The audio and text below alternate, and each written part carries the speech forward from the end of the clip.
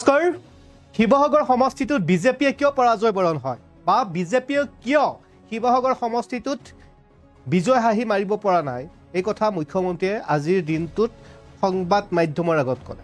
২৬ৰ বিধানসভা নিৰ্বাচন সমাগত আৰু আজিৰ দিনটোত মহিলা উদ্যমিতাৰ আঁচনিৰ ধন বিতৰণ কৰিব গৈছিল ৰাজ্যৰ মুখ্যমন্ত্ৰী ডক্টৰ হিমন্ত বিশ্ব শৰ্মাই শিৱসাগৰত। আৰু শিৱসাগৰত মহিলাসকলক সম্বোধন কৰি যি বিশেষ মন্তব্য দি আছিল, মহিলা উদ্যমিতাৰ জৰিয়তে কেনেধৰণে মহিলাসকল স্বাৱলম্বী হ'ব, আৰু তেনে সময়তে উক্ত সভাত গৈ উপস্থিত হৈছিল অখিল গগৈ। আৰু অখিল গগৈ মঞ্চতে মুখ্যমন্ত্ৰীগৰাকীক গামোচা পিন্ধালে আৰু সংবাদ মাধ্যমৰ আজিৰ দিনটোত শিৱসাগৰ সমষ্টিটোত বিজেপিয়ে পৰাজয় বৰণ কৰি থকাৰ কাৰণ উল্লেখ কৰিলে। জনাব সবিস্তাৰে। শিৱসাগৰত প্ৰায় 12জন প্ৰাৰ্থী প্ৰত্যাশী আছে। কাক দিম কাক নিদিম মোৰ মূৰেই কাম কৰা নাই, এয়া বিজেপিৰ 12জন প্ৰত্যাশী প্ৰাৰ্থী প্ৰত্যাশী। এজনক দিয়াৰ পিছত বাকী 11জনে বেয়া পায় আৰু আমি শিৱসাগৰ সদায় পৰাস্ত হওঁ। মুখ্যমন্ত্ৰীয়ে উল্লেখ কৰিছে যে শিৱসাগৰত যি প্ৰাৰ্থী আছে তেওঁলোকক নিদিলে তেওঁলোকে বেয়া পায়। আৰু অখিল গগৈয়ে মুখ্যমন্ত্ৰীৰ ভাষণ দি থকাৰ সময়তে আহিছিল, যাৰ বাবে অখিল গগৈক গামোচা মুখ্যমন্ত্ৰীয়ে গ্ৰহণ কৰিলে। আনহাতে শিৱসাগৰৰ দৰে ঐতিহ্যমণ্ডিত ঠাইত বিজেপিয়ে জয় হোৱাৰ বাবে কাম কৰে, কিন্তু তাত প্ৰাৰ্থিত্ব প্ৰয়াসী বহুকেইজন আছে, এইবাৰ 12জন আছে, যাৰ বাবে কাক দিব কাক নিদিব মুখ্যমন্ত্ৰীৰ মূৰে কাম কৰা নাই। এজনক দিলে বাকী 11জনে বেয়া পায় আৰু শিৱসাগৰৰ সদায় পৰাস্ত হওঁ বুলি মুখ্যমন্ত্ৰীৰ মন্তব্য। অখিল গগৈ ভাষণৰ মাজতে আহিল। মুখ্যমন্ত্ৰীয়ে উল্লেখ কৰিছে যে অখিল গগৈ মই ভাষণ দি থকাৰ সময়তে আহিল, যাৰ বাবে মুখ্যমন্ত্ৰীয়ে কোনো ধৰণৰ ৰাজনৈতিক অখিল গগৈ সম্বোধন কৰা নাছিল আৰু মুখ্যমন্ত্ৰীয়ে কোনো ধৰণৰ ৰাজনৈতিক কথা নোকোৱাৰ বাবেও অখিল গগৈয়ে আজি ভাল পালে, এই কথাও সংবাদ মাধ্যমৰ আগত মন্তব্য কৰিছে ৰাইজৰ দলৰ সভাপতি তথা শিৱসাগৰ বিধায়ক অখিল গগৈ। এতিয়া বিজেপিৰ বাবে ডাঙৰ সমস্যা হৈ পৰিছে। ঐতিহ্যমণ্ডিত শিৱসাগৰ জিলাত 12জনকৈ প্ৰাৰ্থিত্ব প্ৰয়াসীয়ে আবেদন কৰিছে আৰু ইয়াৰে ভিতৰত এতিয়া এজনেহে বিজেপিৰ পৰা অৰ্থাৎ ভাৰতীয় জনতা পাৰ্টীৰ পৰা টিকট পাব, বাকী 11জনে টিকট নাপায়। ফলস্বৰূপে বাকী 11জনে বিজেপিৰ বাবে ক্ষতি কৰে আৰু যাৰ বাবে পৰাজয় বৰণ কৰিব লগা হয় বিজেপিয়ে। এই কথা মুখ্যমন্ত্ৰীয়ে উল্লেখ কৰিছে যে শিৱসাগৰৰ প্ৰায় 12জন প্ৰাৰ্থী প্ৰত্যাশী আছে আৰু প্ৰতিজন প্ৰাৰ্থী প্ৰত্যাশীয়ে সমষ্টিত নিজাববীয়াকৈ কাম কাজ কৰি আছে, যাৰ বাবে এতিয়া মুখ্যমন্ত্ৰীয়ে উল্লেখ কৰিছে যে মই কাক দিম কাক নিদিম টিকট মোৰ মূৰেই কাম কৰা নাই। এজনক দিয়াৰ বাকী 11জনেই বেয়া পায় আৰু মুখ্যমন্ত্ৰীয়ে কেইবাটাও মন্তব্য কৰিলে শিৱসাগৰত। আনহাতে অখিল গগৈয়ে উল্লেখ কৰিছে যে শিৱসাগৰত আজিৰ দিনটোত মুখ্যমন্ত্ৰীক ভাল পাইছে, যে মুখ্যমন্ত্ৰীয়ে কোনো ধৰণৰ ৰাজনৈতিক বাৰ্তালাপ বা ৰাজনৈতিক কথা নোকোৱা বুলি উল্লেখ কৰিছে। আমাৰ হাতত আনকাত কিছু মন্তব্য শুনা মুখ্যমন্ত্ৰী ডক্টৰ হিমন্ত বিশ্ব শৰ্মাৰ লগতে শিৱসাগৰৰ বিধায়ক অখিল গগৈ। মই মন্তব্যসমূহ শুনাই লৈছোঁ ডিবি নিউজৰ দৰ্শকক। পুৱা 11টা বজাত আপোনালোক গুৱাহাটীলৈ আহিব। 8 तारीख प्रेस कॉन्फ्रेंस होगा और आप लोगों को सादर निमंत्रण। আমি তো 50,000 টকালৈকে যিমান ধাৰ আছিল মাৰি দিছোঁ অলৰেডি। আমি যেতিয়ালৈকে 50,000 মাইক্ৰ' ফাইনেন্স বুলি ক'লে 40,000 বুজা মাইক্ৰ', তাক আমি 50,000লৈকে মাৰি দিলোঁ। কিন্তু কোনোবাই লাখ টকা লোন লৈছে, এইটোতো মাইক্ৰ' ফাইনেন্সত নপৰে।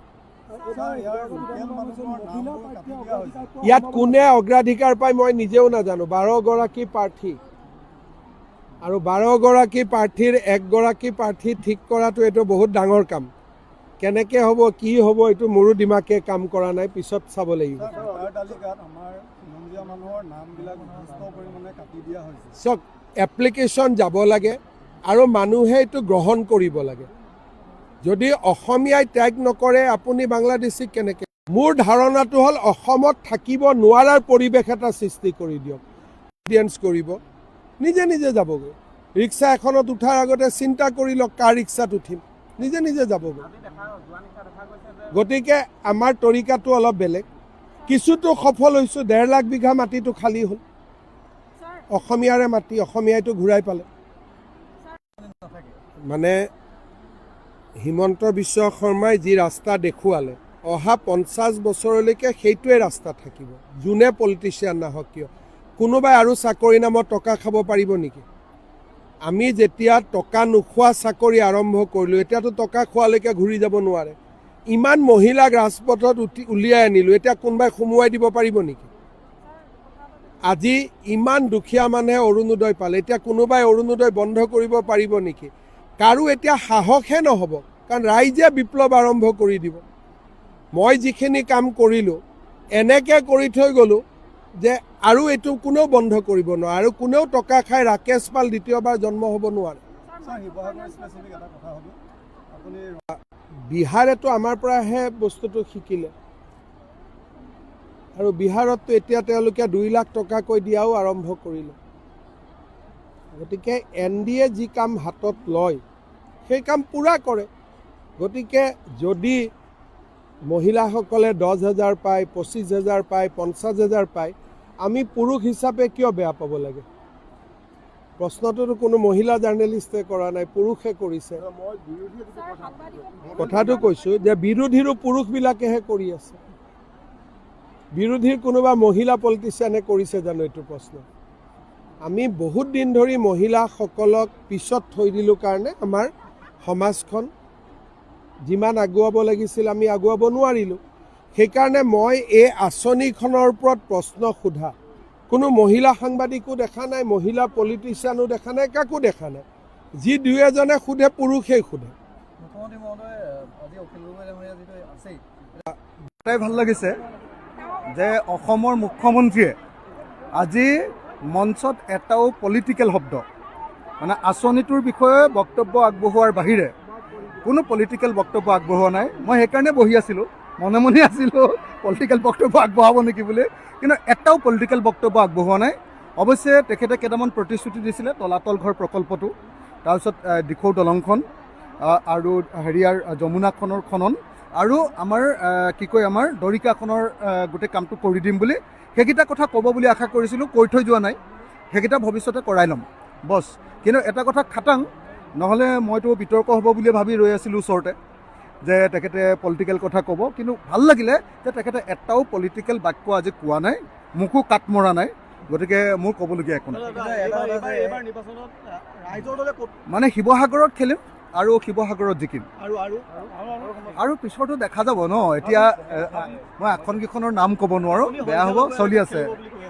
আৰে মই হ'লোঁ অসমীয়া জাতীয়তাবাদৰ, অসমীয়া থলুৱা মানুহৰ আটাইতকৈ গৰ্বিত প্ৰতিনিধি, আৰু অসমীয়া থলুৱা খিলঞ্জীয়া মানুহৰ 1 নম্বৰ হেডকোৱাৰ্টাৰখনৰ নাম হ'ল শিৱসাগৰ। গতিকে মই শিৱসাগৰত খেলিম, শিৱসাগৰত জিকিম। আৰু আকৌ এটা কথা কৈ দিছোঁ, মইতো সেইকাৰণে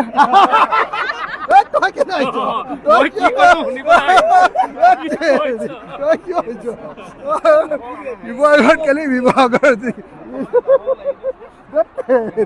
আৰু এটা কথা মই এইটো সদায় মুখ্যমন্ত্ৰীক কওঁৱে যে আপুনি জালুকবাৰীত এই বাহিৰৰ বেংগলী মানুহ, বিহাৰী মানুহ, মাৰোৱাৰী মানুহ আনি জিকি আছে, এবাৰ শিৱসাগৰত আহক না। ইমান খিলঞ্জীয়া খিলঞ্জীয়া কয়, খিলঞ্জীয়া ঠাইডোখৰত একবাৰ শিৱসাগৰত মুখ্যমন্ত্ৰী আৰু মই একেলগতে খেলোঁ। Thank U. ডক্টৰ জ্ঞানশ্ৰী